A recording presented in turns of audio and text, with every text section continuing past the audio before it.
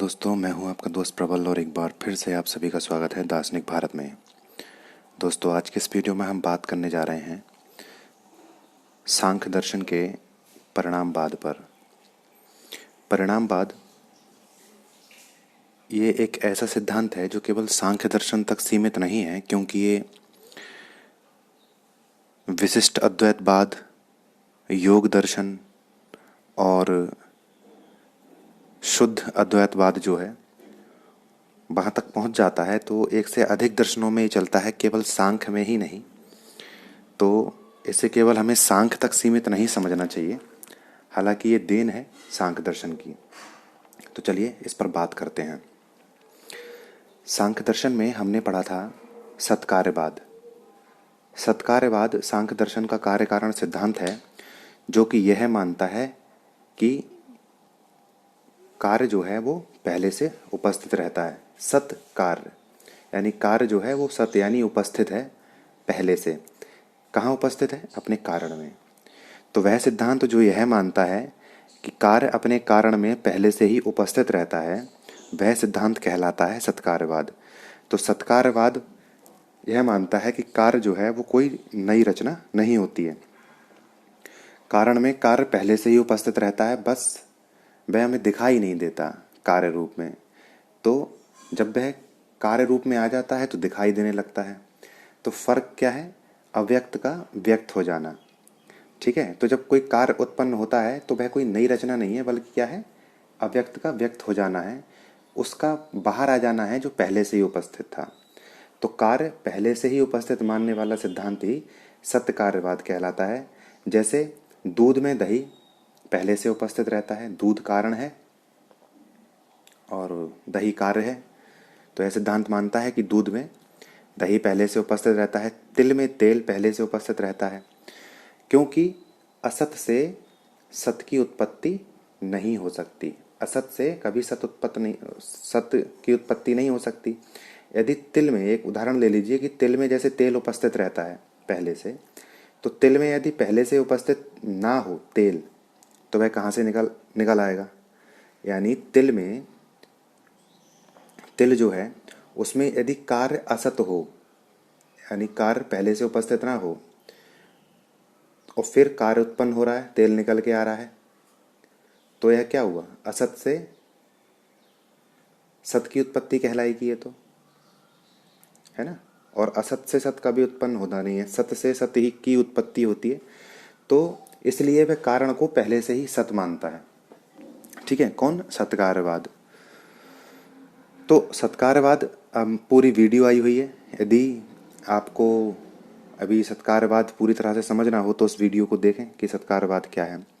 अब एक प्रश्न उत्पन्न होता है यहाँ पर कि जैसे कि तिल से तेल मिलता है और दूध से दही, दूध कारण है और दही कार्य है। तो प्रश्न यह है, क्या दूध वास्तव में परिवर्तित होता है दही में?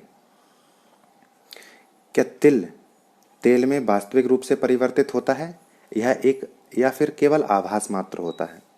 तो ये जो परिवर्तन होता है कारण का कार्य में, क्या यह वास्तविक होता है या अवास्तविक होता है? तो इस प्रश्न का उत्तर देने पर ये जो सत्कार्यवाद है वो दो भागों में विभाजित हो जाता है, यानी कि सत्कार्यवाद के दो भेद उत्पन्न हो जाते हैं। पहला मानता है कि जो कारण है वो कार्य में वास्तविक रूप से परिवर्तित होता है, वह कहलाते हैं परिणामवादी। परिणामवादी हैं सांख्य, योग और विशिष्ट अद्वैतवाद और शुद्ध अद्वैतवाद भी वल्लभाचार्य का। दूसरे हैं वे जो ये मानते हैं कि कारण अपने कार्य में वास्तविक रूप से परिवर्तित नहीं होता है। हम इनमें से प्रत्येक को समझेंगे, अभी केवल आपको थोड़ा बहुत बताया जा रहा है। तो विवर्तनवाद के दूसरा जो इसका प्रकार है सत्कार्यवाद का, वो क्या है? विवर्तनवाद, जिसको शंकराचार्य मानते हैं। तो यह अद्वैतवाद में माना जाता है। शून्यवादी बौद्ध और मूल विज्ञानवादी भी इसको स्वीकार करते हैं। अब परिणामवाद और विवर्तनवाद क्या है, हम इन्हें समझने का यहाँ पर प्रयास करेंगे। पहली बात ये समझ लें कि ये सत्कार्यवाद के ही दोनों क्या हैं? भेद हैं, परिणामवाद और विवर्तनवाद। हमारा वीडियो परिणामवाद पर है, लेकिन हम इसमें विवर्तनवाद को भी समझेंगे, क्योंकि जब हम किसी चीज़ को अंतर के आधार पर समझते हैं तो हमें बेहतर समझ में आता है। तो ताकि आप अंतर कर पाओ, इसलिए मैंने यहाँ पर विवर्तनवाद को भी लिया है। तो परिणामवाद क्या है? परिणामवाद वह सिद्धांत है जो यह मानता है कि कारण का कार्य में क्या होता है, वास्तविक परिवर्तन होता है। कारण कार्य में वास्तविक रूप से बदल जाता है, यानी कि जैसे दूध से दही उत्पन्न होता है, दूध कारण है और दही कार्य है। तो परिणामवादी ये मानते हैं कि दही, दूध जो है वो दही में वास्तविक रूप से परिवर्तित हो जाता है। यानी परिणामवाद को यदि परिभाषित किया जाए तो परिणामवाद वह सिद्धांत है जो यह मानता है कि किसी वस्तु द्वारा अपना यथार्थ स्वरूप त्याग कर किसी अन्य वस्तु में परिवर्तित हो जाना, है ना, यही परिणामवाद है। यानी वस्तु जो एक कारण है वो अपना यथार्थ रूप छोड़कर कार्य रूप में परिणित हो जाती है, ऐसा जो मानता है वही कहलाता है परिणामवाद। तो जो कार्य उत्पन्न होता है उसे कहते हैं परिणाम या विकार। ठीक है, दूध से दही का उत्पन्न होना, यहाँ पर हम ये कहेंगे कि जो दही है वो क्या है, दूध का परिणाम है। कार्य जो है वो कारण का क्या होता है, परिणाम। तो परिणामवादी यह मानते हैं कि कारण जो है वो अपने कार्य में वास्तविक रूप से परिवर्तित हो जाता है। दूसरी ओर है विवर्तनवादी। विवर्तनवादी ये मानते हैं कि कारण जो है वो कार्य में वास्तविक रूप से परिवर्तित नहीं होता, बल्कि होता क्या है, हमें कारण में ही कार्य का आभास होता है। कारण के अंदर ही हमें कार्य की प्रतीति होती है।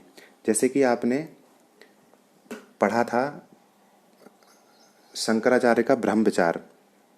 तो सर शंकराचार्य का ब्रह्म विचार जो था उसमें वो ये कहते हैं कि ब्रह्म के पास एक प्रकार की शक्ति होती है जिसे माया कहते हैं, और माया जो है वो क्या करती है, ब्रह्म के ऊपर आवरण डालकर जगत की रचना करती है।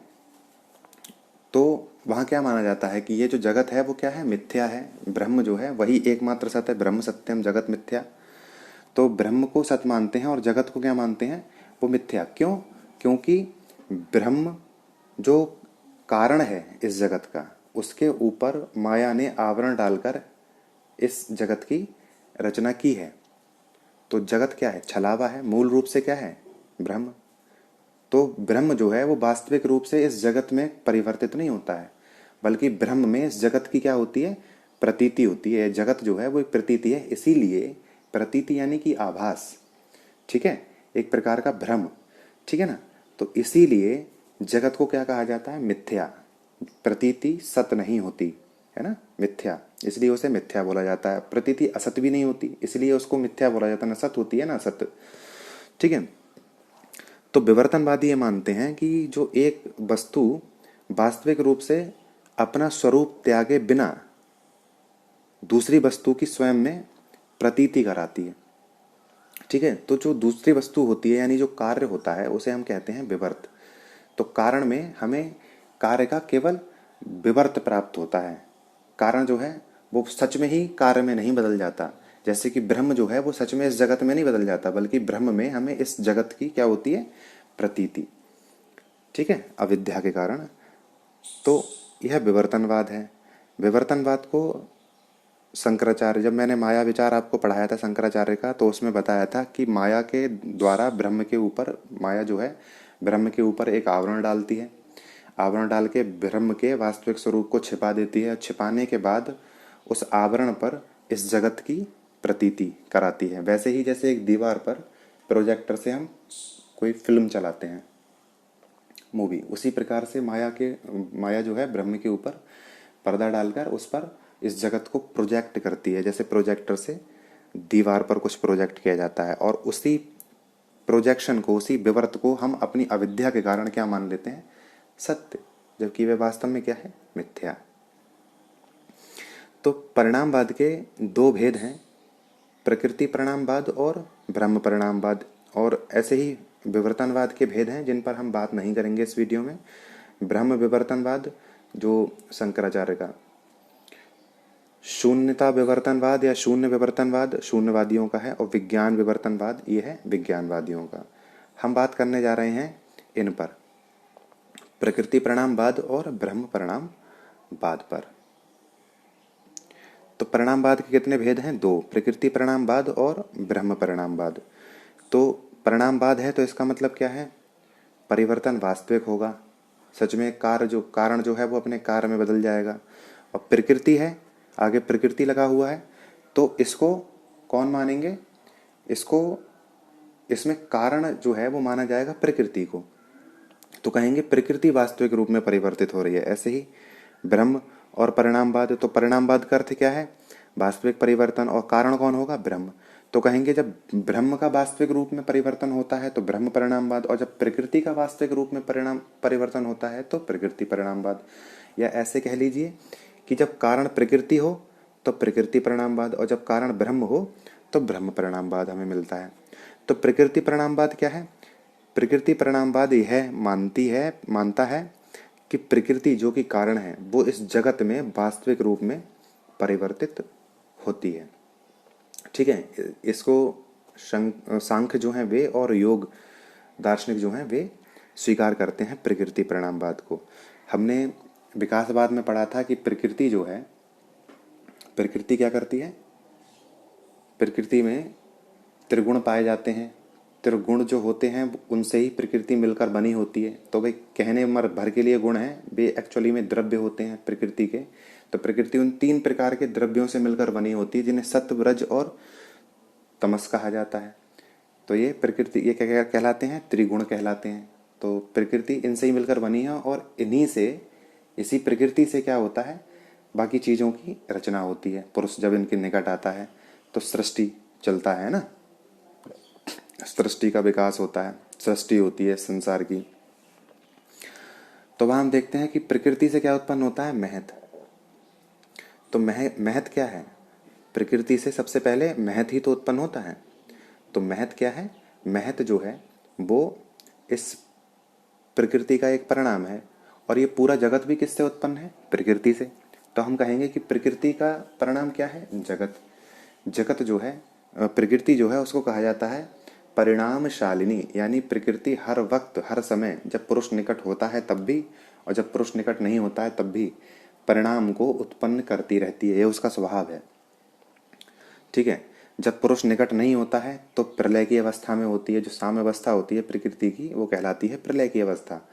उस समय प्रकृति ऊपर से तो शांत दिखती है, लेकिन उसके भीतर भीतर क्या होता है, उसके जो सत्व, रज और तमस है उनमें परिवर्तन होता रहता है। जो उसके अंदर जो द्रव्य हैं उनमें परिवर्तन होता रहता है। ठीक है, तो जब पुरुष निकट नहीं होता है तब तो वह प्रलय की अवस्था होती है। और ठीक है, इसे स्वरूप परिवर्तन भी कहते हैं। प्रकृति के अंदर स्वरूप परिवर्तन पुरुष की निकटता में, मतलब पुरुष जब निकट नहीं होता तब भी चलता रहता है। तो वह कुछ ना कुछ परिणाम जो है वह उत्पन्न करती रहती है, परिणामशालिनी इसीलिए कहा जाता है। लेकिन जब विरूप परिवर्तन होता है तो प्रकृति इस जगत की रचना करती है। ठीक है ना, तो ये पूरा जगत जो है वो क्या है, प्रकृति का ही परिणाम है। तो कैसा क्या है, परिणाम, यानी कि प्रकृति वास्तविक रूप से इस जगत में परिवर्तित होती है। दूसरी बात है, जब ब्रह्म की बात करते हैं, ब्रह्म परिणामवाद की बात करते हैं तो कारण होता है ब्रह्म। तो ब्रह्म परिणामवादी ये मानते हैं कि ब्रह्म जो है वो वास्तविक रूप से इस जगत में परिणित होता है। जैसे कि रामानुजाचार्य मानते हैं कि 3 चीजें होती हैं, ईश्वर, चित और अचित। इस संसार में जो जगत है वो ईश्वर के चित पदार्थ से उत्पन्न है, और जो जीव या आत्म तत्व है वो ईश्वर के चित पदार्थ से उत्पन्न है। तो जीव जो है वो किससे उत्पन्न है, चित से, और जगत किससे उत्पन्न है, अचित से। तो ये दोनों किसके अंग हैं, ईश्वर के। ये दोनों ईश्वर में पाए जाते हैं, स्वतंत्र तत्व हैं लेकिन ईश्वर में, स्वतंत्र नित्य तत्व हैं लेकिन ईश्वर में पाए जाते हैं। तो ये दोनों सामग्रियां मिलके इस जगत का निर्माण करती हैं। सामग्री भी ईश्वर में है, और रचना कौन करता है, ईश्वर स्वयं करता है, ब्रह्म यानी कि, है ना। तो ब्रह्म जो है सामग्री भी देता है, यानी कि जगत का उपादान कारण भी है, और स्वयं निर्माण करता है, यानी कि निमित्त कारण भी है इस जगत का। परिणाम ब्रह्म जो है वो उपादान कारण और निमित्त कारण दोनों है इस जगत का। तो चूंकि चित और अचित दोनों जो हैं वे वास्तविक रूप से परिवर्तित होते हैं, तो वे भी तो ब्रह्म है, वे भी तो ब्रह्म के हिस्से हैं। तो वास्तविक रूप से परिवर्तन हो रहा है इस जगत में ब्रह्म का, रामानुज ऐसा मानते हैं। रामानुज मानते हैं कि ब्रह्म का वास्तविक रूप में इस जगत में परिवर्तित होता है, लेकिन ब्रह्म का नहीं बल्कि ब्रह्म के अवयवों का, ब्रह्म के अंश का, एक चित्त और अचित का, इनका। तो इसे कहेंगे ब्रह्म प्रणामवादी, क्योंकि ये मानते हैं कि ब्रह्म वास्तविक रूप से इस जगत में परिवर्तित होता है। प्रणामवाद को, इस ब्रह्म प्रणामवाद को वल्लभाचार्य शुद्ध अद्वैतवाद या पुष्टि मार्ग के संस्थापक वल्लभाचार्य भी स्वीकार करते हैं, लेकिन उनका जो परिणामवाद है वो रामानुज से अलग है। ठीक है, उनका परिणामवाद अविकृत परिणामवाद कहलाता है, तो हम उसे भी समझने का प्रयास करेंगे। तो प्रकृति परिणामवाद को आप समझ गए। प्रकृति जो है वो कैसा है, प्रकृति इस जगत में वास्तविक रूप से परिवर्तित होती है, बिल्कुल वैसे ही जैसे दूध दही में परिवर्तित होता है। हमने देखा था कि प्रकृति में जब विरूप परिवर्तन होता है तो इस जगत की रचना का कार्य शुरू हो जाता है। पुरुष जब प्रकृति के निकट आता है तो 23 तत्वों की उत्पत्ति होती है ना, प्रकृति से। ठीक है, तो उनसे ही इस पूरा ब्रह्मांड की, इस जगत की रचना हुई है। तो जो प्रकृति को, जो जगत को प्रकृति का परिणाम माने, ये माने कि प्रकृति वास्तविक रूप से परिवर्तित हो रही है, तो वे होंगे प्रकृति परिणामवादी। ठीक है, जो ब्रह्म को माने कि ब्रह्म वास्तविक रूप से परिवर्तित होता है इस जगत में, तो वे होंगे ब्रह्म परिणामवादी। तो जगत क्या है, जगत जो है वो ब्रह्म का परिणाम है। ब्रह्म का परिणाम कौन है, ये जगत। जगत क्या है, ब्रह्म का परिणाम। ठीक है, क्योंकि ब्रह्म जो है वो इस जगत में वास्तविक रूप से परिवर्तित हो रहा है। रामानुजाचार्य ऐसा ही मानते हैं। ब्रह्म के या ईश्वर के, उन्होंने ब्रह्म के 3 चीजें स्वीकार करते हैं, ईश्वर, चित्त और अचित।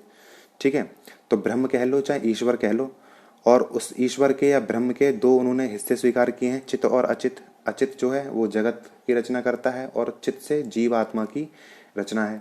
तो अचित इस जगत में वास्तविक रूप से परिवर्तित होता है और चित्त जो है आत्म तत्व में वास्तविक रूप से परिवर्तित होता है। तो है तो ये ब्रह्म ही, तो ब्रह्म का ही तो वास्तविक रूपांतरण हो रहा है इस जगत में। तो इसीलिए परिणामवाद, क्योंकि वास्तविक परिवर्तन हो रहा है।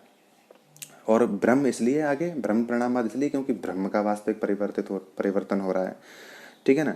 तो रामानुज ब्रह्म परिणामवाद को ही स्वीकार करते हैं, लेकिन जो वल्लभाचार्य हैं, पुष्टि मार्ग के वल्लभाचार्य या शुद्ध अद्वैतवाद के वल्लभाचार्य, वे ब्रह्म परिणामवाद को स्वीकार तो करते हैं लेकिन अलग प्रकार से। उनका जो परिणामवाद है वो कहलाता है अविकृत परिणामवाद या ब्रह्मवाद। रामानुज ने जो ब्रह्म परिणामवाद स्वीकार किया है उसमें समस्या क्या रही, जो उन्होंने, वल्लभाचार्य ने अविकृत परिणामवाद को स्वीकार किया।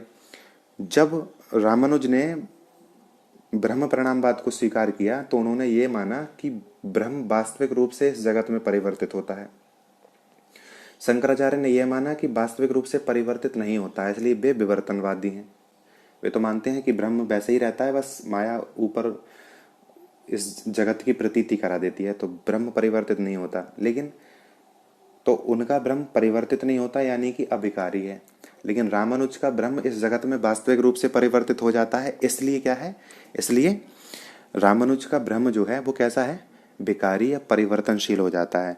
तो वल्लभाचार्य ने ईश्वर को या ब्रह्म को विकारी होने से बचाने के लिए क्या किया, अविकृत परिणामवाद को स्वीकार किया। अविकृत परिणामवाद में वो ये तो मानते हैं कि ब्रह्म जो है, वो जगत जो है वो ब्रह्म का परिणाम है, लेकिन वो ये नहीं कहते कि ब्रह्म वास्तविक रूप से परिवर्तित होता है। वे ये कहते हैं कि ब्रह्म जो है वो प्रकट होता है। जगत सत्य है, जगत जो है नित्य है, तो जगत हमेशा से, क्योंकि ब्रह्म हमेशा से है तो जगत भी हमेशा से उपस्थित है। लेकिन जब हम कहते हैं कि जगत की रचना हुई तो वह होता क्या है, एक्चुअली ब्रह्म वास्तविक रूप से जगत में परिवर्तित नहीं होके बल्कि अपनी इच्छा से ब्रह्म इस जगत रूप में प्रकट हो जाता है। तो ब्रह्म का प्रकट होना ही जगत की रचना है, और ब्रह्म का जगत रूप से हट जाना या अप्रकट हो जाना क्या है, तिरोधान है या प्रलय है। ठीक है, तो ब्रह्म ही है जो प्रकट होता है, ना कि जगत में वह वास्तविक रूप में परिवर्तित होता है। वह केवल क्या होता है, ब्रह्म प्रकट होता है, तो यानी कि इसे कहते हैं प्रकट होने को आर विभाव है ना, तो हम कहते हैं जब ब्रह्म का आर विभाव होता है तो कहते हैं जगत की उत्पत्ति हुई। तो ब्रह्म केवल प्रकट होता है जगत रूप में, तो हम उसी को समझ लेते हैं कि ये जगत की रचना हुई है। और ब्रह्म जो है वो जब हट जाता है तो उसे कहते हैं तिरोधान। तो यही जो है जगत का प्रलय है। प्रलय का अर्थ जगत का नष्ट हो जाना नहीं है, क्योंकि जगत कभी नष्ट नहीं होता, क्यों, और ना ही उसकी रचना होती है। जगत नित्य है इनके हिसाब से, ठीक है ना। तो इनका जो सिद्धांत है वो कहलाता है अविकृत परिणामवाद। तो और इसमें हम थोड़ा परिणामवाद और विवर्तनवाद में अंतर भी देख लें। परिणामवाद के अनुसार सबसे पहली बात तो यह है कि कारण का कार्य में वास्तविक रूप से परिवर्तन होता है, जैसे दूध जो है वो दही में वास्तविक रूप से परिवर्तित होता है। और विवर्तनवाद के अनुसार क्या है, विवर्तनवाद यह मानता है कि कारण का कार्य रूप में वास्तविक परिवर्तन नहीं होता, बल्कि एक जो कारण है उसी में हमें कार्य की क्या होती है, प्रतीति या आभास होता है। ठीक है, तो दोनों में फर्क है, एक वास्तविक मानता है इस परिवर्तन को, एक अवास्तविक मानता है। परिणामवाद कार्य को कारण का परिणाम मानते हैं। परिणामवादी जो हैं वो कार्य को क्या मानते हैं, कारण का परिणाम। और जबकि विवर्तनवादी क्या मानते हैं, कार्य को कारण का विवर्त। वे मानते हैं कि यह एक आभास होता है। विवर्त का अर्थ आभास क्या है, कारण जो है कार्य रूप में वास्तविक रूप से परिवर्तित नहीं होता, बल्कि कार्य कुछ और नहीं है, एक विवर्तन है, एक विवर्त है, एक आभास है। ठीक है, तो वे आभास मानते हैं, परिणाम नहीं मानते, विवर्त मानते हैं।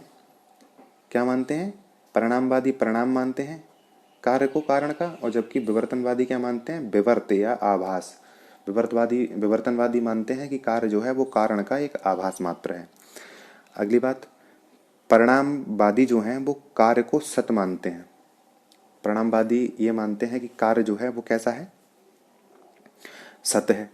और विवर्तनवादी जो है वो कार्य को न सत्य मानते हैं, न सत्य मानते हैं, बल्कि क्या मानते हैं, एक आभास मात्र मानते हैं उसको।